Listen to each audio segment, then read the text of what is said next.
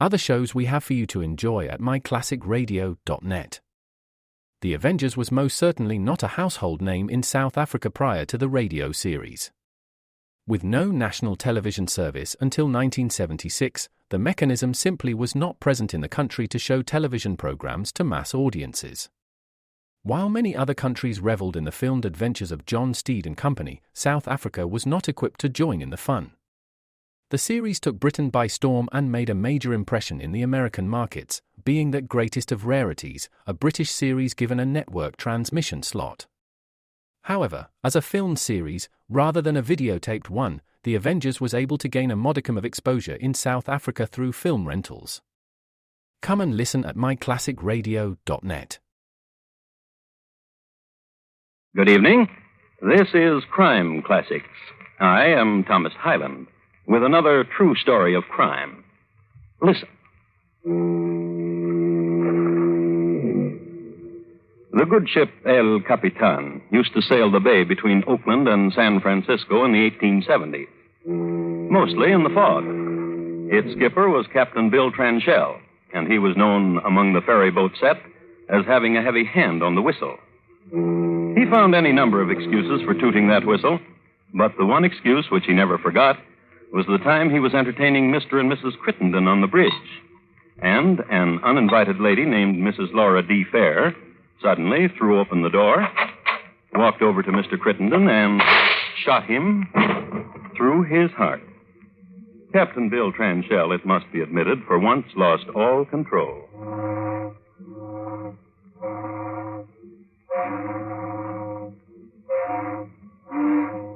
And unwittingly gave the nautical signal for icebergs in San Francisco Bay, which caused much hoisting of flags and battening of hatches, but could not change the fact that Mr. Crittenden was lying face downward on the deck. So, tonight, my report to you on the incredible trial of Laura D. Fair.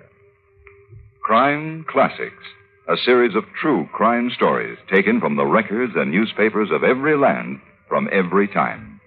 Your host each week, Mr. Thomas Hyland, connoisseur of crime, student of violence, and teller of murders. Now, once again, Thomas Hyland.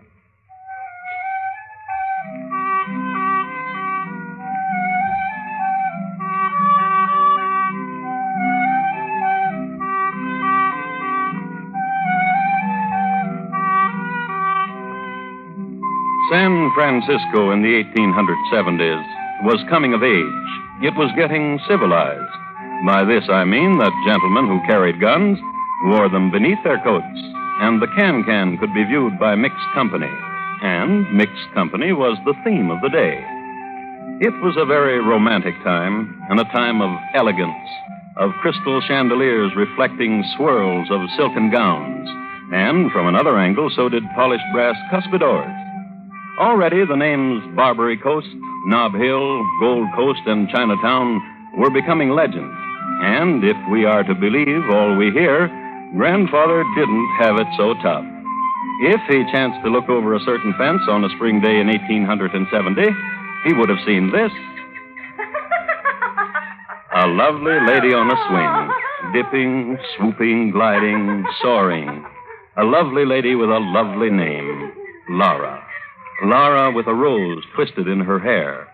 And on the ground, her Isn't mama... my daughter a pretty sight, Mr. Crittenden? And Mr. Crittenden, late of West Point, Kentucky, and Virginia City. Truly the fairest of the fair, Mrs. Lane. Bewitching. If I didn't know otherwise, I'd say she'd been bred in the bluegrass. My daughter's first husband was from the bluegrass country. Now, how about her second husband? He never did say. There was no one around who would ask him either. Oh? He was forever shooting things, walls, chickens, various things. Your fair daughter has lived a fulsome life. Look at her up there, like a ladybird. Hello, Laura. Up there like a ladybird. You're going to marry my daughter, Mr. Crittenden? I fear she still grieves for her late husband. Her third husband was tragic. Poor Colonel Fair. That's the one who blew out his brains, isn't it? I wonder why. Mr. Crittenden. Yes? You're going to marry my daughter. If she weren't still grieving for the colonel, why does she still bear his name? Why does she still call herself Laura Fair? Why not? Look at her, swinging like she does. Have you seen a woman more fair? No. Laura, come down here. Oh, the grace of my daughter. She is lovely. About 32, going on 33, and she doesn't swing as high as she used to. Mr. Crittenden. Yes? Forgive me for being rude. I forgot to ask you. How is your wife? In the best of health, thank you. You must tell her soon that... Mama, dear, you get on the swing, Mama, dear. Mr. Crittenden will give you a start. Oh, some other time. Mr. Crittenden and I were just talking about Mrs. Crittenden, dear. Oh, how is she? In the best of health, thank you. Have you told her? I told her you bore her no malice. What did she say? That she likes you, too. Oh, I'm so happy. Now, you go home and tell her you want to marry me. My dear Laura. You go home and tell your wife you want to marry my daughter. Come along, Laura, dear. Let's tat.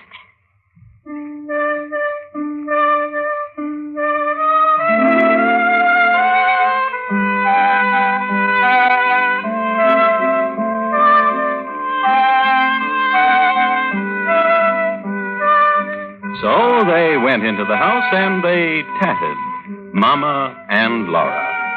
And while they're doing this, let me fill you in with some background notes. Laura and Mama had newly arrived from Virginia City, where their family-style rooming house had netted them $45,000. During the years and the welter of collecting the rents, changing sheets and towels, and setting the board with succulents, Mama had gained and lost 3 sons-in-law. It seemed that fate consistently made her daughter a hard woman to be married to. Laura's 3 husbands, each of them, died. And as to our other principal, Alexander Parker Crittenden, he was a corporation lawyer with a wife and 7 children and 2 grandchildren. Once, hot and dusty and alone in Virginia City, he happened into Laura's house, made known his desire for a bath and rest. No sooner had he changed into fresh linens and had listened to Laura's tale of how she had become widowed recently than he became that weekend her star boarder. And, in turn, Laura and Mama were so taken with his quips and twinklings that they followed him to San Francisco. They took a house on Nob Hill, and there tatted and waited for a proposal of marriage. They understood the delay. They comprehended that Mr. Crittenden's wife was of a peculiar mold. How is Laura, Alexander? Fine, ma'am. Just fine. And her mother? Eager? Eager? Yes, ma'am. She wants me for her son-in-law. And no wonder. You're a fine man, Alexander. Thank you, ma'am. And a good father. I try to be. And an excellent husband. Yes, ma'am. Such a man as you is hard to come by, Alexander, dear. I should miss you. I should miss you. Then it's settled. Laura and her mother will be our good friends. But Laura wants me for her husband. She keeps asking me. And her mother, too. Dear. What? Tell them no, but nicely. I've told them. Keep telling them. You're a remarkable woman. Thank you, Alexander. To be friends with a woman who wants to take me away from you. I respect ambitions and honesty. Laura has both. That she should love you has my complete understanding. Ma'am. Yes, Alexander? I must tell you that you are a flower. Womanhood should be proud to number you among its sisters. How many's the time? Alexander, we have an appointment for dinner tonight. Yes, ma'am. Ma'am. What is it, Alexander? Laura loves me, and I think I might love her right back. Why, then, eat your heart out, Alexander. Now hurry, dear. We're going out to dinner. Oh? I've sent a message to Laura to meet us at Furbisher's for dinner. Oh. I do so enjoy watching her eat. She's so ravenous. Well, hurry. Hurry along.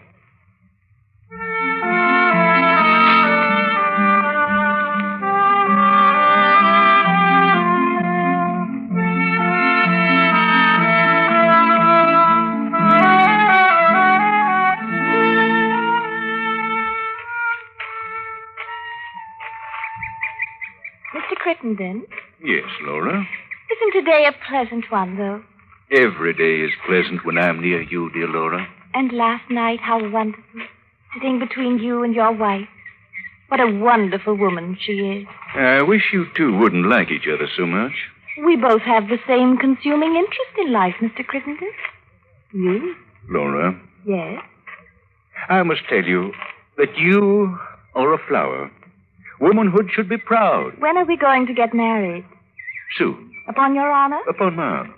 You're a liar, Mr. Crittenden. Laura. Therefore, I shall not see you again ever. Laura. I've thought it over, and that's the way I it is. love you, Laura. And you love your wife, too. Oh, I'd die without you. You love your wife more than you love me. No. Swear it. I swear it. Liar. I mean it, Laura. You'll see. I'll get rid of her somehow, and I'll marry you. I'll make her see that I don't love her. I won't even kiss her anymore. Swear it. I swear. I'll race you to the tree, Mr. Crittenden. All right. Come on. Come on, Mr. Crittenden. Come on.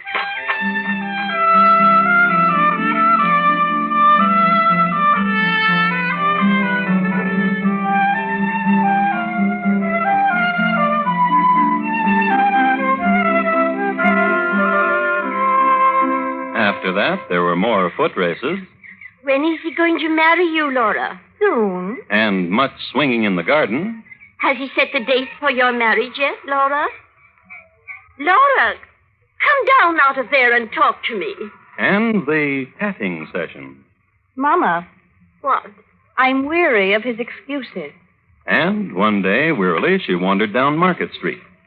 There was a shop on Market Street run by a fellow who specialized in four-shooters. Now, a four-shooter is the same thing as a six-shooter, but it's for ladies because it weighs 2 shots less. Now, this fellow who specialized in four-shooters was such a persuasive salesman that no sooner had Laura pressed her pert little nose against his shop window that he had her inside measuring her palm for pistol grips. When this chap let her go, Laura was the proud owner of a pearl-handled pistol, which this chap personally guaranteed. And that was in the days when a guarantee meant something. Also, you must be told that on the morning the purchase was made, Laura had been without a husband for 1 whole year. Laura had never experienced this omission since she was 18 years old. So, gun in purse, she took to following Mr. Crittenden around. One night, she followed the gentleman and his wife through the fog onto a boat called El Capitan. This was the ferry boat between Oakland and San Francisco. Its skipper, you remember, was Bill Tranchell, the heavy-handed fellow who liked to entertain on his glass-enclosed bridge. A toast. Well, thank you, Captain. Thank you very much. To your very good health, sir.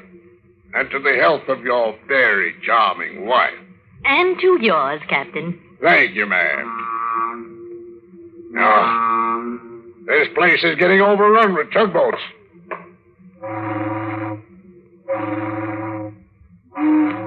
That'll show 'em. Well, shall we drink? Go right ahead. Ma'am, Yes, Alexander. tonight, somehow, you appear radiant. Oh, dear Alexander. Ma'am, you're very dear to me. Dear. Captain, you don't mind if I kiss the lady? Oh, you just go right ahead. Ah, dear lady.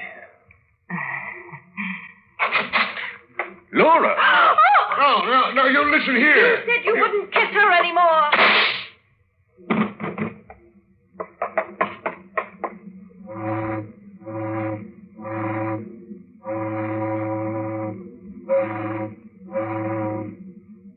I leave you for the moment with this note. Though he died face to the deck, Mr. Crittenden was not buried at sea.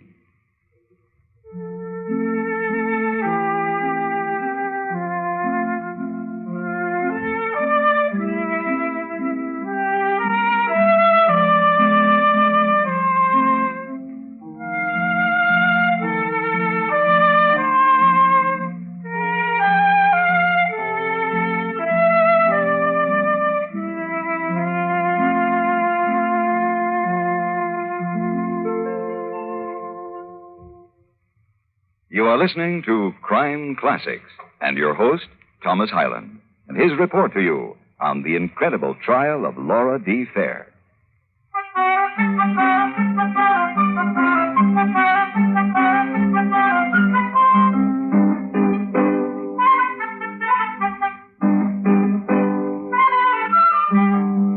In 1870, San Francisco was a city where violence was commonplace. But this violence was by far predominantly of the species male slaughtering male, or male doing in female. So when Laura Fair shot Mr. Crittenden on a ferry boat, she practically invented a category and thereby caused a stir. It planted ideas in feminine minds where such ideas never dared to be. The sale of four-shooters skyrocketed, and somehow the sale of marriage licenses likewise. The episode on the ferry boat was a shot in the arm for the suffragette movement. Too, the entertainment business slumped, as many a husband spent more evenings in the bosom of his family. It was a city seething with unrest, with slow change, with static passion. It was a city whose entire attentions were focused on the trial of Laura D. Fair for the murder of Alexander Parker Crittenden. There will be order in the court. You may continue with your testimony, Captain Fenchel. There he was, kissing that lady over there. I refuse to be referred to as that lady over there. I was his wife. No, you are not. I was. Mrs. Fair, Yes, Your Honor. how do you explain you were Mr. Crittenden's wife? I was. Not that woman over there. I refuse to be referred to as that. You will get your chance to testify, Mrs. Crittenden. Mrs. Fair will answer the question. I thought I was on the witness box here, Your Honor. In a moment, Captain. I wish to hear why Mrs. Fair considered herself to be the wife of Mr. Crittenden. Since the moment we were both born, our love was made in heaven and our marriage, too. I warn the spectators that another such outburst may cause me to clear the court. Go on, Mrs. Fair. Thank you. Oh, you're quite welcome. My feelings for Mr. Crittenden would have been profane had they not been made sacred in heaven.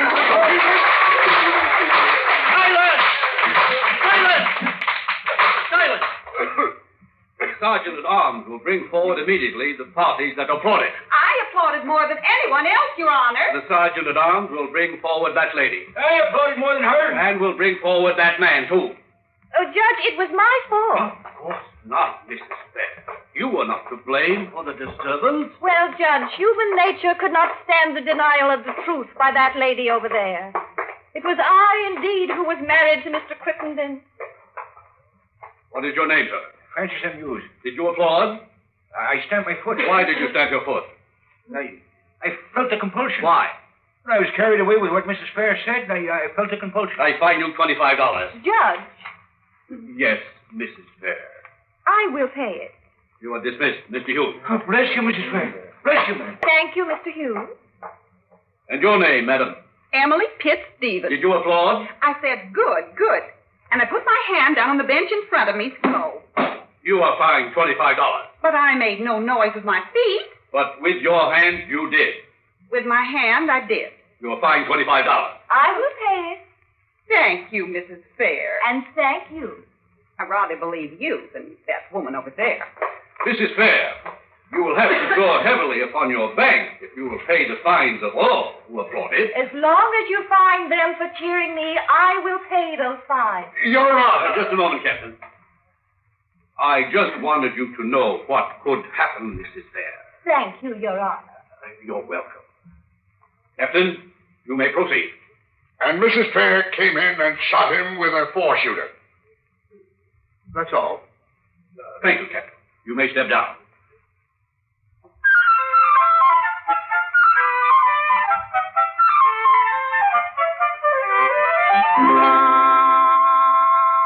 Yes, I have the court reports here. And that's what they say. And if you think this was an unseemly way to conduct a trial, I have something else here. I'd like to read it to you.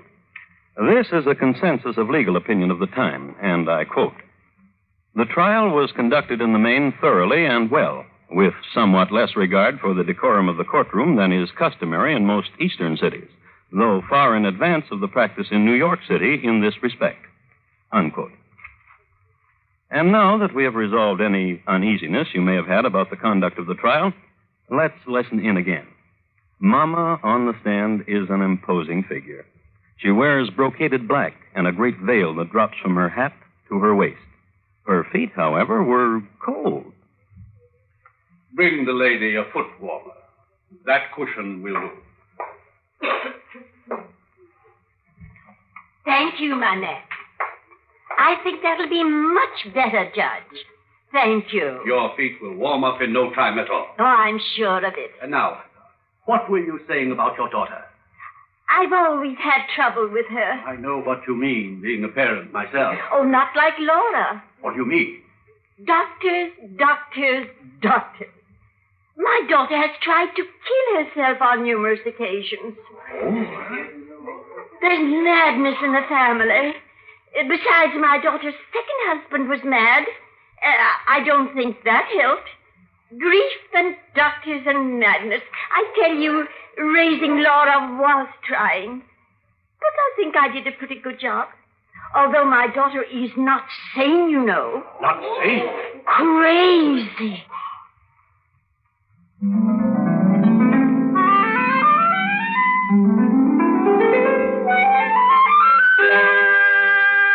And doctors were called to corroborate, and this they did. Little-known facts about Laura Fair were brought to light and caused more nudging of elbows than applause. Some of her ailments, described by the learned physicians, had symptoms that weren't talked about very much in those days. One medico described the raving exhibition put on by Laura, a recounting of which held spellbound his students at medical college. Another doctor described a malady owned by Laura Fair so vividly in one of the trade journals that he was considered 20 years ahead of his time. When faced with these revelations, Laura accepted them by lowering her eyes modestly. Dr. Leonard Bifrosser, chief spokesman for the doctors, summed up medical testimony by suggesting strongly that Laura was unconscious when she shot Mr. Just a moment. That's what it says. Laura was unconscious when she shot Mr. Crittenden. Back to the trial now, and the lady who became Mrs. Crittenden by marrying Alexander in the city hall, somewhere in Kentucky. It is ridiculous to believe there is madness in that woman over there. She's vicious, predatory, and since the moment she was thrown in contact with my husband, she pursued him, worried him, and pled with him to marry her. That this necessitated getting rid of me didn't worry her in the least. She killed my husband out of frustration and anger. That woman there! The high spot of the trial was on a morning in November. The court had denied Laura permission to lie on her lounge, upon which she had reclined throughout the trial. So Laura has been made to arise and take the stand, was so sworn in, demanded and received a foot warmer, and said interesting things like this. I told Mr. Crittenden to let his wife keep the furniture. I told him we could get new furniture in a new home, and that in every corner in each room we could kiss, and he could hold me in his arms in each chair, sit by me on the sofa, hang over me while I played his favorite march on the piano. In the afternoon, she enthralled listeners with this. And I remember well when Mr. Crittenden took me on his knee, put arm about my neck, his dear face close to mine, and he whispered, shall I say it, Jack? Please do. He whispered that he would cross mountains unshod, walk through storm uncovered to come to me. He said he cared not for hardship nor exposure, for every step he took brought him nearer to me. To the other and better half of his own soul, he would tell me. Shall I go on? Please do. The night, as he said, I shot him, I can remember only glass. Glass? Cold as the touch, and through it, a disagreeable and peculiar voice. Did you recognize the voice? That woman over there. Continue. I put my hand against this glass, and it opened, and I saw Mr. Crittenden leaning close to a woman and kissing her, and I felt myself slip into an awful pit of blackness. I do not remember how I got away from there, or what was done to me after.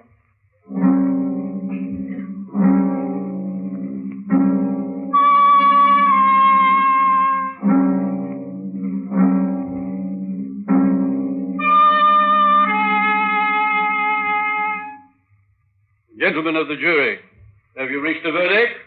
We have, Your Honor. The accused will rise from her lounge and face the jury. The jury will face the accused. And what is your verdict? Guilty of murder in the first degree.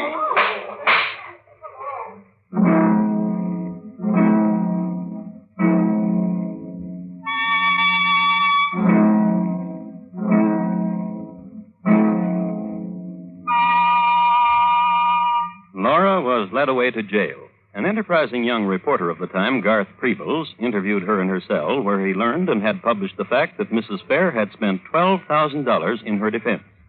Chicken feed to what she spent on her second trial, which was in the amount of $30,000, and which broke her. Where this $30,000 went to is a mystery, since the second trial was not nearly so spectacular as the first. Captain Billy Tranchell of the ferryboat El Capitan somehow was not there as a witness.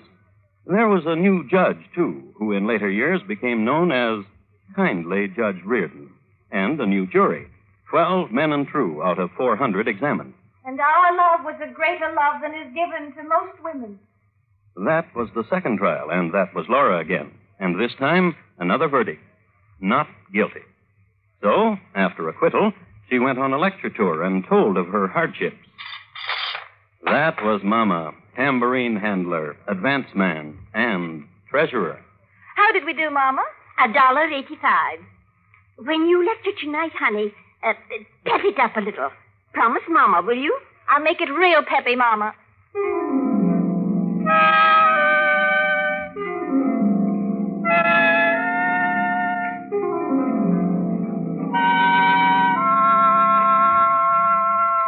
Mama passed her last tambourine one cold winter's night in Sacramento in the year 1889. But Laura lived on. She lived until the age of 82, after another husband and another long period of widowhood. Until the moment of her death, she insisted that Mr. Crittenden had only been her very good friend. And once, in a moment of mutual transgression, they held each other's hand. That's what it says, right here.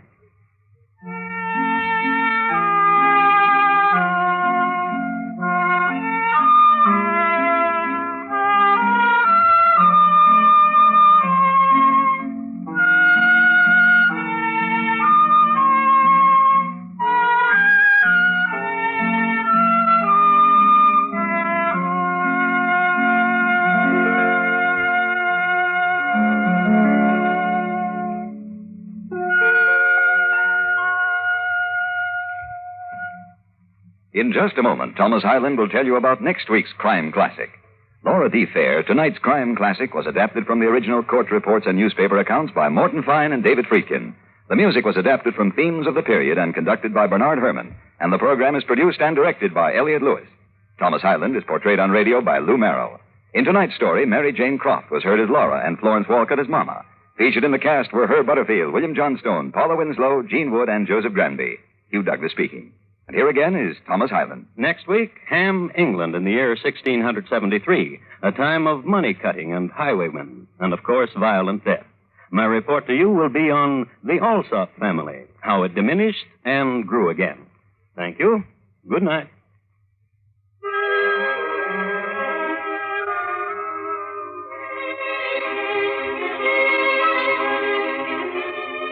Crime Classics has come to you through the worldwide facilities of the United States Armed Forces Radio and Television Service.